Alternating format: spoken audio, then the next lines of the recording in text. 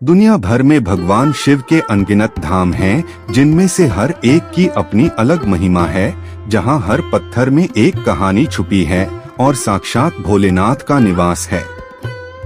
आज हम जिस दिव्य धाम की बात करने जा रहे हैं, वह न सिर्फ 12 ज्योतिर्लिंगों में से एक है, बल्कि यह भक्तों के लिए आस्था, शक्ति और आशीर्वाद का अटूट स्रोत भी है।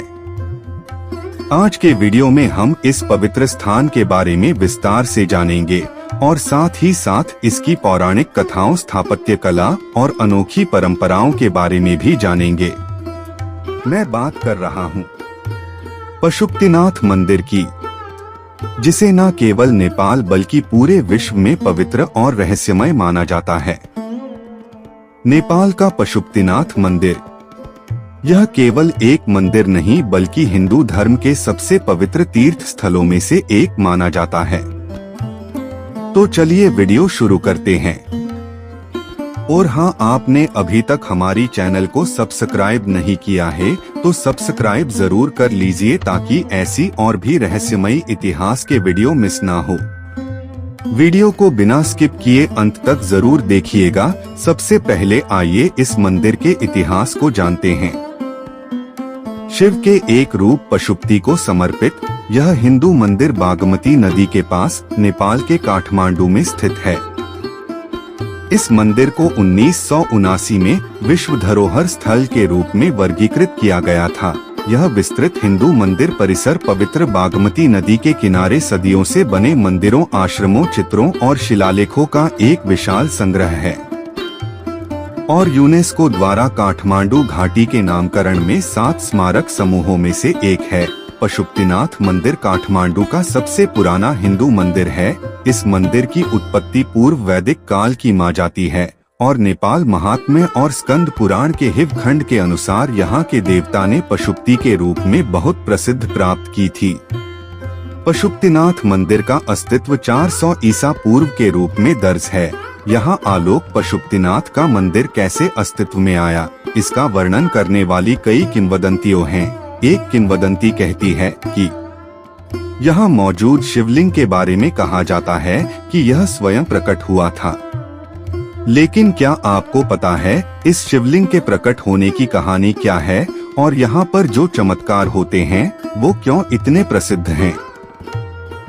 शिव और पार्वती ने बागमती नदी के पूर्वी तट पर जंगल में मृग का रूप धारण किया था। बाद में देवताओं ने उन्हें रोककर उनके एक सींग को पकड़ लिया, जिससे उन्हें अपना दिव्य रूप फिर से धारण करना पड़ा। तब से यहाँ टूटे सींग को ही लिंग के रूप में पूजा जाता था। लेकिन समय के साथ इसे दफना दिया गया और खो दिया गया। फिर सदियों बाद एक चरवाहे ने अपनी एक गाय को दूध से धरती को नहला हुए पाया और उस स्थान पर खुदाई करने के बाद उसे पशुपतिनाथ का दिव्य लिंग मिला। गोपाल राज आलोक वट के अनुसार मंदिर का निर्माण लिच्छवी राजा प्रचंड देव ने करवाया था। एक अन्य इतिहास में कहा गया है कि पशुपतिनाथ मंदिर लिंग के आकार के देवालय के रूप में था। इससे पहले सुखदेव ने इस स्थान पर पशुपतिनाथ का 5 मंजिला मंदिर बनवाया था। समय बीतने के साथ मंदिर की मरम्मत और जीर्णोद्धार की आवश्यकता पड़ी। इस मंदिर का पुनर्निर्माण शिवदेव नामक एक मध्ययुगीन राजा ने 1099 से 1126 ईस्वी में करवाया था। फिर अनंत मल्ला ने इसमें एक छत जोड़कर इसका जीर्णोद्धार किया था।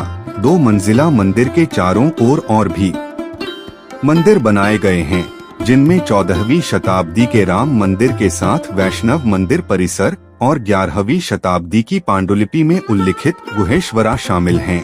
मंदिर के वर्तमान स्वरूप का जीर्णोद्धार 1692 ईस्वी में किया गया था। पशुपतिनाथ का मुख्य मंदिर परिसर और गर्भगृह अछूता रह गया, लेकिन परिसर की कुछ बाहरी इमारतें अप्रैल 2015 के नेपाल भूकंप में क्षतिग्रस्त हो गयी। हमारे वेदों में भगवान शिव के 8 नाम बताए गए हैं, जिससे यह बात स्पष्ट होता है कि भगवान आशुतोष शिव से पंच तत्व की उत्पत्ति के स्रोत पंच वक्र त्रिनेत्र ही हैं। श्री पशुपति नाम ही एकमात्र यजमान मूर्ति और पूजनीय है, बाकी की सब प्रतीकात्मक हैं। नेपाल महात्म्य और हिव खंड पर आधारित स्थानीय कथा के अनुसार भगवान शिव एक बार वाराणसी के अन्य देवताओं को छोड़कर बागमती नदी के किनारे स्थित मृगस्थली चले आए, जो बागमती नदी के दूसरे किनारे पर जंगल में है। भगवान शिव वहां पर चिंका का रूप धारण कर निद्रा में चले गए।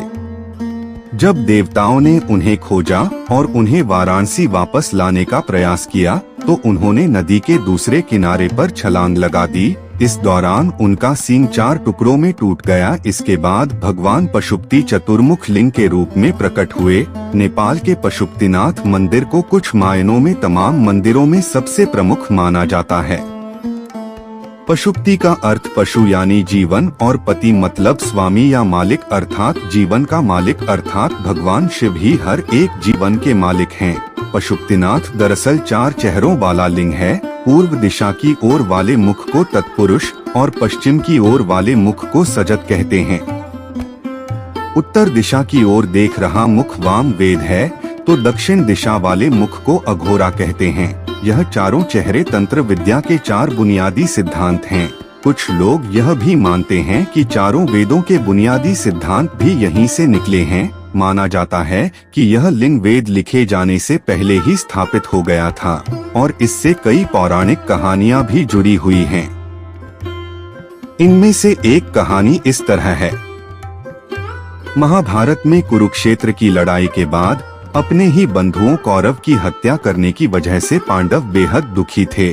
उन्होंने अपने भाइयों और सगे संबंधियों को मारा था, जिसे गोवध कहते हैं।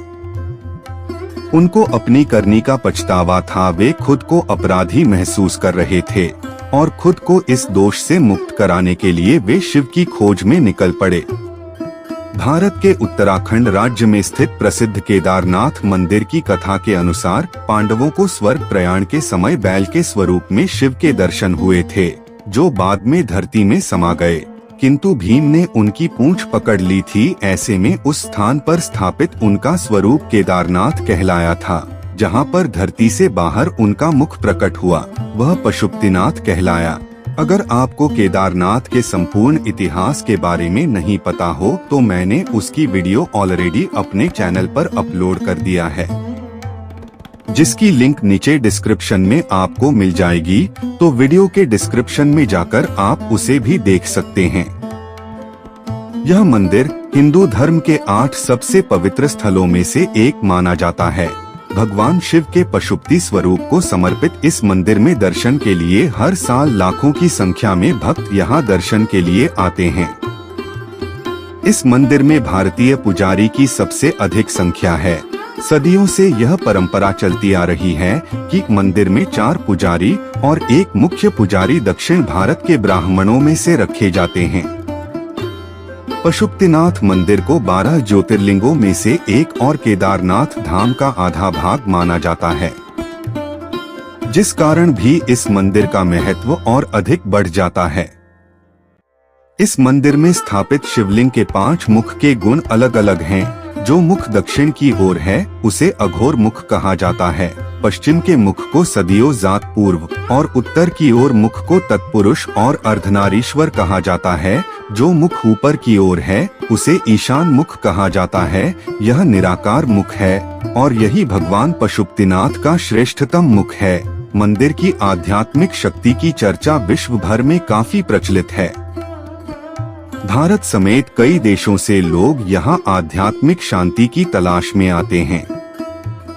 अगर आप भी भगवान शिव के दर्शन के अभिलाषी हैं, तो यहाँ साफ और छल रहित दिल से आकर आप शिव के दर्शन कर सकते हैं और मंदिर की महिमा के बारे में आसपास के लोगों से आप काफी कहानियां भी सुन सकते हैं। मंदिर में अगर कोई घंटा आधा घंटा ध्यान करता है तो वह जीव कई प्रकार की समस्याओं से मुक्त भी हो जाता है। इस मंदिर को लेकर मान्यता है कि अगर आपने पशुपतिनाथ मंदिर के दर्शन किए हैं तो पूरा पुण्य पाने के लिए आपको केदारनाथ मंदिर में भी भोले के दर्शन करने जाना पड़ेगा, क्योंकि पशुपतिनाथ में बैल के सर और केदारनाथ में बैल की पीठ के रूप में शिवलिंग की पूजा होती है।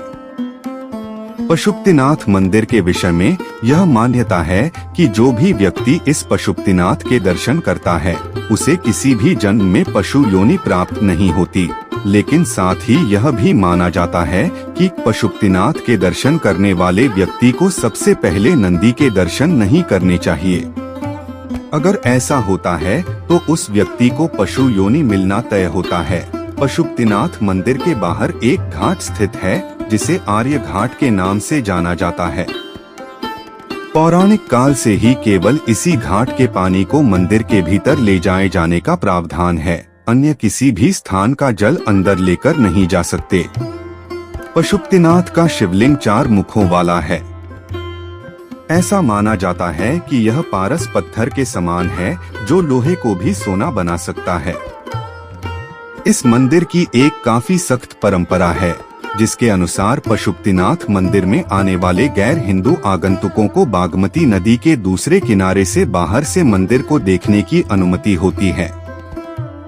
नेपाल में भगवान शिव का यह मंदिर विश्व भर में विख्यात है।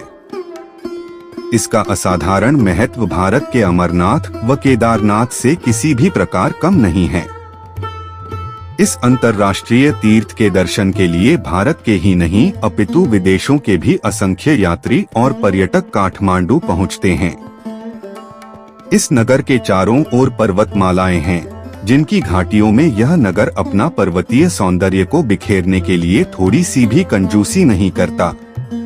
मंदिर का शिखर स्वर्ण वर्णी छटा बिखेर रहता है। इसके साथ ही डमरू और त्रिशूल भी प्रमुख है। मंदिर 1 मीटर ऊंचे चबूतरे पर स्थापित है तथा इसके चारों ओर पशुपतिनाथ जी के सामने 4 दरवाजे हैं। दक्षिणी द्वार पर तांबे की परत पर स्वर्ण जल चढ़ाया हुआ है। बाकी 3 पर चांदी की परत है। वहीं इस मंदिर की संरचना चौकोर आकार की है। मंदिर की दोनों छतों के 4 कोनों पर उत्कृष्ट कोटि की कारीगरी से सिंह की आकृति उकेरी गई है। मुख्य मंदिर में भगवान शिव का शिरोभाग है जिसका पिछला हिस्सा केदारनाथ में है। इस प्रसंग का उल्लेख स्कंद पुराण में भी हुआ है। मंदिर का अधिकतर भाग काष्ठ से निर्मित है।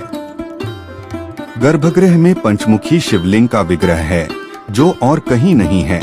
मंदिर परिसर में अनेक मंदिर हैं जिनमें पूर्व की ओर गणेश का मंदिर तथा इसके प्रांगण की दक्षिणी दिशा में एक द्वार है जिसके बाहर 184 शिवलिंग विद्यमान हैं। सन 1934 के बाद पहली बार नेपाल में इतना प्रचंड तीव्रता वाला भूकंप आया जिसमें 8000 से अधिक मौतें हुई और 2000 से अधिक घायल हो गए। भूकंप के झटके चीन, भारत, बांग्लादेश और पाकिस्तान में भी महसूस किए गए। नेपाल के साथ साथ चीन, भारत और बांग्लादेश में भी लगभग 250 लोगों की मौत हुई।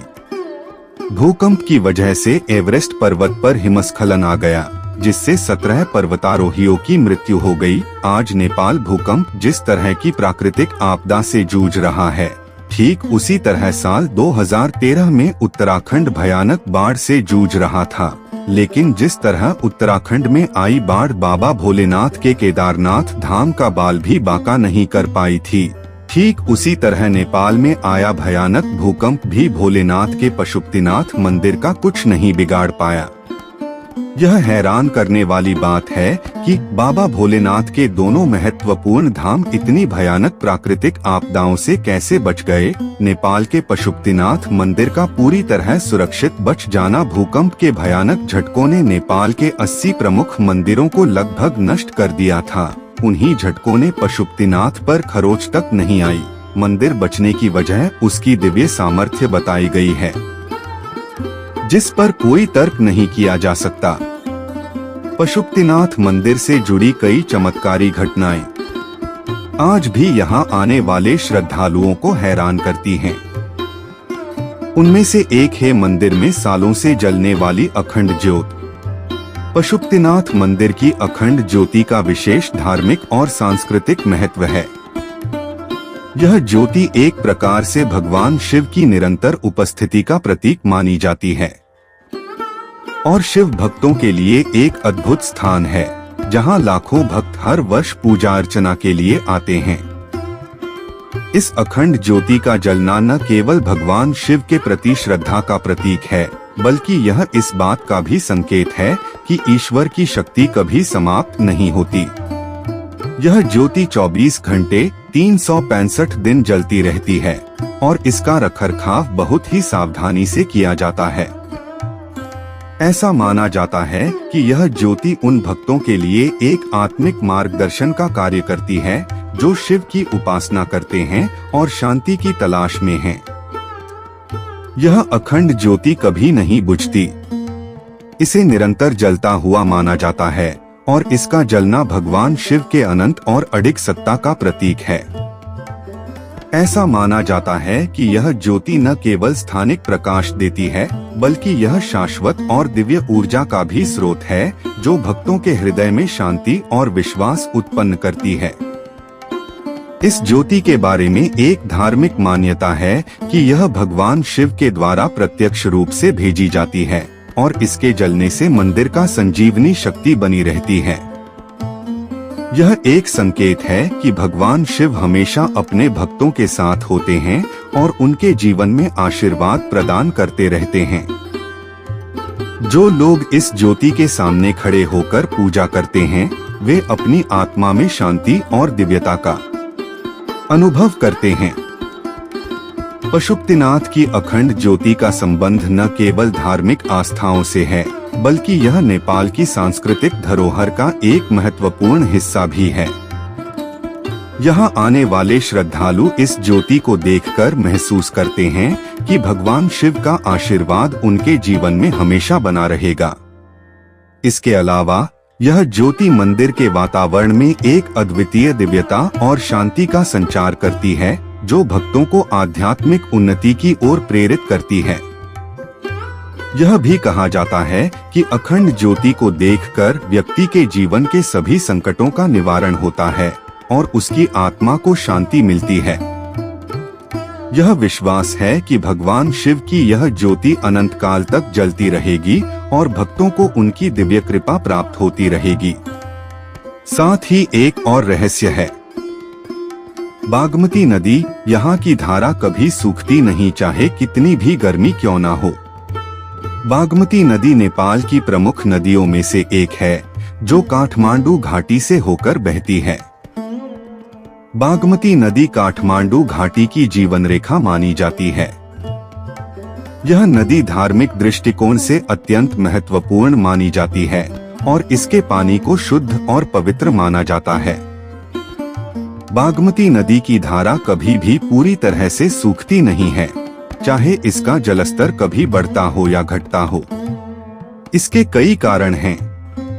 बागमती नदी का रास्ता काफी लंबा है, जो काठमांडू घाटी से निकलकर नेपाल के अन्य क्षेत्रों से होते हुए दक्षिण की ओर बहते हुए भारतीय राज्य बिहार में गंगा नदी में मिल जाती है। इसके जल स्रोत कई स्थानों से मिलते हैं, जैसे पर्वतीय झीलों और अन्य सहायक नदियों से। यही कारण है कि नदी में जल प्रवाह निरंतर बना रहता है और इसकी धारा सूखती नहीं है।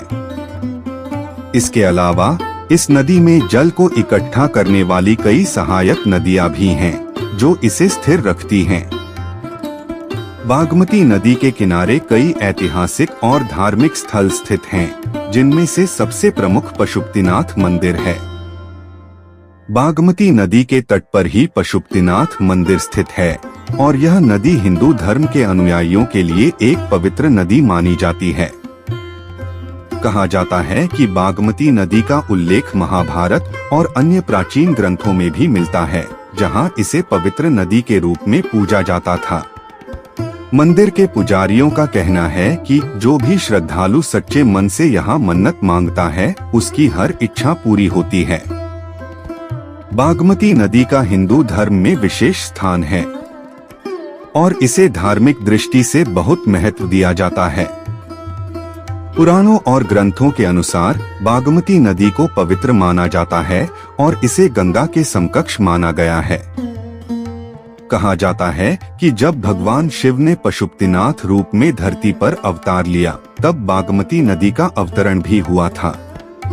बागमती नदी का पानी पवित्र होता है और इसे हिंदू धर्म में शुद्धि और पापों के नाश के लिए माना जाता है।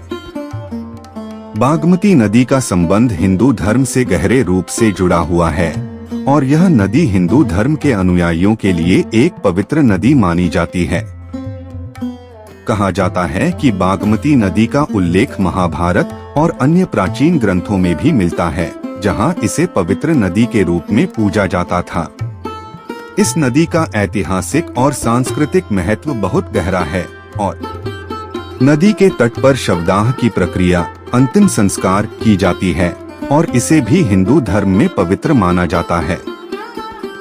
बागमती नदी का पानी श्रद्धालुओं द्वारा शुद्धिकरण और तर्पण, पितरों की पूजा के लिए उपयोग किया जाता है। पशुपतिनाथ मंदिर और बागमती नदी का इतिहास धार्मिक, सांस्कृतिक और ऐतिहासिक दृष्टि से बहुत महत्वपूर्ण है। यह स्थान न केवल नेपाल में बल्कि हिंदू धर्म के अनुयायियों के लिए विश्व भर में एक पवित्र स्थल के रूप में प्रसिद्ध है। मंदिर में भगवान शिव की पूजा विशेष रूप से अर्धनारीश्वर रूप में होती है, जहां शिव और उनकी पत्नी पार्वती दोनों की उपस्थिति दर्शाई जाती है। पशुपतिनाथ मंदिर के शिवलिंग को लेकर कुछ वैज्ञानिक और ऐतिहासिक परिप्रेक्ष्य भी हैं। शिवलिंग का आकार, इसके निर्माण सामग्री और उसकी स्थिति के बारे में वैज्ञानिक अध्ययनों ने कई रोचक बातें उजागर की हैं। शिवलिंग के आकार और विशेष गुण इसे एक प्राकृतिक ऊर्जा केंद्र के रूप में भी देख सकते हैं। कई शोधकर्ताओं ने कहा है कि इस क्षेत्र में एक प्रकार की आध्यात्मिक ऊर्जा विद्यमान है जो मानसिक शांति और ध्यान की अवस्था को उत्पन्न करती है। मंदिर के आसपास की भौगोलिक संरचना और जलवायु भी इसे एक विशेष ऊर्जा केंद्र बना देती है, जिससे यहाँ की पूजा और ध्यान की स्थिति और भी प्रभावी बनती है। पशुपतिनाथ मंदिर और उसका शिवलिंग न केवल एक धार्मिक स्थल है, बल्कि यह विश्व भर के भक्तों के लिए एक तीर्थ स्थान है, जहां विश्वास, आस्था और मुक्ति का गहरा संबंध है। इसके इतिहास, पौराणिक कथाओं और वैज्ञानिक दृष्टिकोण ने इसे एक अनूठा स्थल बना दिया है। यहाँ पूजा करने से केवल आध्यात्मिक लाभ ही नहीं, बल्कि जीवन के विभिन्न पहलुओं में शांति और संतुलन भी प्राप्त होता है। इस मंदिर में क्षीर अभिषेकम या दूध अर्पित करने पर भक्तों को 54 रुद्राक्ष के साथ पचमुखी रुद्राक्ष माला दी जाती है और भक्तों द्वारा यह माना जाता है कि भारत के केदारनाथ मंदिर से प्राप्त हुई माला के अन्य 54 रुद्राक्ष मिलकर इस माला को पूर्ण करते हैं। एक माला में 108 रुद्राक्ष बनाना बहुत ही शुभ और भाग्यशाली माना जाता है, जो वास्तव में दोनों मंदिरों के बीच बहुत अनोखा और अद्भुत कनेक्शन है। पशुपतिनाथ मंदिर में सुबह की आरती सुबह 5 बजे से दोपहर 12 बजे तक और शाम की आरती के शाम 5 बजे से 7 बजे तक होती है। भक्त सुबह 400 बजे से शाम 7 बजे तक मंदिर के भीतरी क्षेत्र में प्रवेश कर सकते हैं। मंदिर बंद होने का समय निश्चित नहीं है, इसे मौसम के अनुसार बदला जाता है। नवंबर के दौरान मंदिर शाम 6:30 बजे बंद हो जाता है और वहीं गर्मियों में रात 8 बजे तक इसे बंद किया जाता है। पशुपतिनाथ मंदिर में भक्तों को गर्भगृह में प्रवेश की अनुमति नहीं है। वे गर्भगृह के बाहरी क्षेत्र से ही मंदिर का अवलोकन कर सकते हैं। वहीं सुबह अभिषेक का समय 9 बजे से 11 बजे तक होता है। अभिषेक के समय मुख्य मंदिर के चारों दरवाजे खोल दिए जाते हैं। इस प्रकार अभिषेक की विशेष पूजा के दौरान शिवलिंग के चारों मुख भक्तों को दिखाई देते हैं। पशुपतिनाथ मंदिर के पुजारी, जिन्हें भट्टा के नाम से जाना जाता है, मंदिर की पवित्र परंपराओं को संरक्षित करने और उन्हें कायम रखने में महत्वपूर्ण भूमिका निभाते हैं। इन पुजारियों का इतिहास पशुपतिनाथ की पवित्रता से जुड़ा हुआ है और सदियों पुराना है। केवल 4 पुजारियों को मूर्ति को छूने की अनुमति है। पशुपतिनाथ के दैनिक अनुष्ठान पुजारियों के 2 समूहों द्वारा किए जाते हैं, भट्ट और राज भंडारी। भंडारी सहायक और मंदिर के रखवाले होते हैं, जो पूजा अनुष्ठान करने या लिंगम को छूने के लिए योग्य नहीं होते हैं, जबकि भट्ट दैनिक अनुष्ठान करते हैं। और लिंगम को छू सकते हैं। आप भंडारियों को आपका चढ़ावा स्वीकार करते हुए और उन्हें आंतरिक गर्भगृह में भट्ट पुजारियों के पास लाते हुए देख सकते हैं। पशुपतिनाथ मंदिर में साल भर कई त्योहार मनाए जाते हैं, जिससे यह नेपाल के विभिन्न समुदायों द्वारा आयोजित धार्मिक त्योहारों का केंद्र बन जाता है। इस पवित्र मंदिर परिसर में मनाए जाने वाले कुछ प्रमुख त्योहार जैसे शिवरात्रि, तीज और बाला चतुर्दशी बहुत धूमधाम से मनाए जाते हैं। वहीं अगर बात करें कि यहाँ आने का सबसे अच्छा समय कौन सा हो सकता है, तो पशुपतिनाथ मंदिर में जाने का सबसे अच्छा समय काफी हद तक व्यक्तिगत प्राथमिकताओं और व्यक्ति द्वारा चाहे जाने वाले अनुभव के प्रकार पर निर्भर करता है। अगर आप हल्के मौसम के महीने में जाना चाहते हैं तो सितंबर से नवंबर फिर मार्च से मई तक इन महीनों में मौसम सुहाना रहता है। तापमान हल्के से लेकर गर्म तक होता है। इससे मंदिर परिसर और उसके आसपास के इलाकों को एक्सप्लोर करना ज्यादा आरामदायक हो जाता है। इसके अलावा महाशिवरात्रि के त्योहार के दौरान मंदिर जीवंत उत्सवों के साथ जीवंत हो उठता है, जो दुनिया भर से भक्तों और आगंतुकों को आकर्षित करता है। पशुपतिनाथ मंदिर हिंदू तीर्थ यात्रियों के लिए बहुत महत्व रखता है और कई लोग कैलाश पर्वत पर जाने के बाद इसे अपनी आध्यात्मिक यात्रा के हिस्से के रूप में करना चुनते हैं। माना जाता है कि यह मंदिर भगवान शिव का पवित्र निवास है और यहाँ श्रद्धांजलि अर्पित करना कैलाश मानसरोवर यात्रा का एक सार्थक समापन हो सकता है। मानसून के मौसम में इस क्षेत्र में भारी बारिश होती है, जिसके कारण रास्ते फिसलन भरे हो सकते हैं और यात्रा करना मुश्किल हो सकता है। नदियों का जलस्तर भी काफी बढ़ जाता है, जिससे कुछ क्षेत्र तक पहुंचना काफी मुश्किल हो जाता है। तो यात्रा के लिए अपने साथ छाता या रेनकोट तथा ऐसी जूते का चुनाव करें जो आपको फिसलन से बचाने में मदद करें, एवं फोन तथा बैग कवर साथ में जरूर लेकर जाएं। वहीं अगर आप समृद्ध सांस्कृतिक और धार्मिक उत्सवों को देखना चाहते हैं तो तीज या बाला चतुर्दशी जैसे प्रमुख हिंदू त्योहारों के आसपास अपनी यात्रा की योजना बनाना एक अनूठा और मनोरंजक अनुभव प्रदान कर सकते हैं। चलिए अब अगर आप वहां जाने का सोच रहे हैं तो कुछ बातों का ध्यान रखना बहुत जरूरी है। यदि आप एक हिंदू हैं तो अपने साथ कोई भी प्रमाण आईडी कार्ड ले जाना बेहतर है। यह आपको आंतरिक मंदिर प्रांगण तक पहुंचने की अनुमति दिलाने में मदद करेगा। मंदिर की पवित्रता के प्रति सम्मान दिखाते हुए शालीन कपड़े पहने पुरुषों और महिलाओं दोनों को अपने कंधे और घुटने ढके रखने चाहिए। मंदिर परिसर में प्रवेश करने से पहले अपने जूते उतार दें। मंदिर परिसर में नंगे पैर चलना एक पारंपरिक प्रथा है। आप अपने जूते पशुपतिनाथ मंदिर क्षेत्र के प्रवेश द्वार के सामने एक सुरक्षित स्थान पर रख सकते हैं। फोटोग्राफी प्रतिबंधों का सम्मान करें। कुछ क्षेत्र फोटोग्राफी के लिए प्रतिबंध हो सकते हैं। विशेष रूप से धार्मिक समारोहों के दौरान लोगों की तस्वीरें लेने से पहले हमेशा अनुमति लें। मंदिर में शांत और सम्मानजनक व्यवहार बनाए रखें। यह एक पूजा स्थल है और आगंतुकों से अपेक्षा की जाती है कि वे इसी के अनुसार आचरण करें। मंदिर या किसी पवित्र संरचना के आसपास घूमते समय सम्मान के प्रतीक के रूप में हमेशा दक्षिणावर्त दिशा में चले। अगर कोई समारोह या अनुष्ठान चल रहा हो तो बेझिझक उसका अवलोकन करें, लेकिन कार्यवाही में बाधा डालने से बचे। भागीदारी का स्वागत है, लेकिन सुनिश्चित करें कि यह उस क्षण की श्रद्धा के अनुरूप हो। अपनी यात्रा के दौरान आप जो कुछ भी देखें उसके महत्व को बेहतर ढंग से समझने और सराह के लिए मूल हिंदू अनुष्ठानों से खुद को परिचित कराएं। मंदिर में जाने से पहले मंदिर के खुलने के समय की जांच कर ले, क्योंकि मंदिर दिन के कुछ समय के लिए बंद रहता है। इन बातों को ध्यान में रखकर आगंतुक पशुपतिनाथ मंदिर की पवित्रता में योगदान दे सकते हैं और सांस्कृतिक रूप से समृद्ध और सम्मानजनक अनुभव सुनिश्चित कर सकते हैं।